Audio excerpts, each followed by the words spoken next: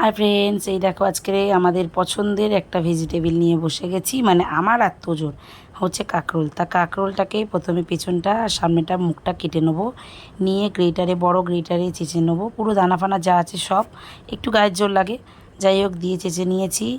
খুব পছন্দের এটা আমাদের খাবার। ভাজা গোল গোল করে দিলেও কেটে ভাজবো, কিন্তু এটা একটু নতুনভাবে ভাজবো।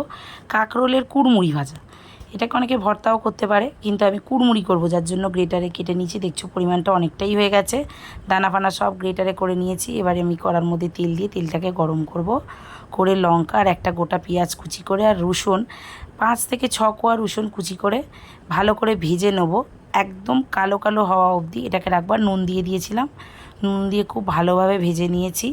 আর লঙ্কাটা এখানে কাঁচা লঙ্কা দিতে পারো, শুকনো লঙ্কা আরও দিতে পারো, যত ঝাল দেবে তত ভালো টেস্ট হয় এটাতে। কিন্তু আমি বেশি লঙ্কা দিতে পারবো না এখন, জানি না কেন তোজোর সঙ্গে খেয়ে খেয়ে আমিও আর ঝাল সহ্য করতে পারছি না। তো আমি দুটো শুকনো লঙ্কা দিয়েছি আমার মতো করে, আমি নিয়ে নেবোটা পরে।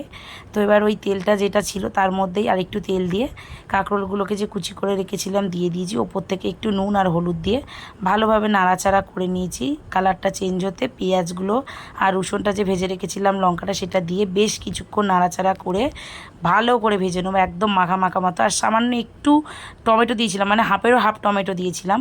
এই টমেটোটা অপশনাল, নাও দিতে পারো। ব্যাস রেডি কাঁকরোলের কুড়মুড়ি।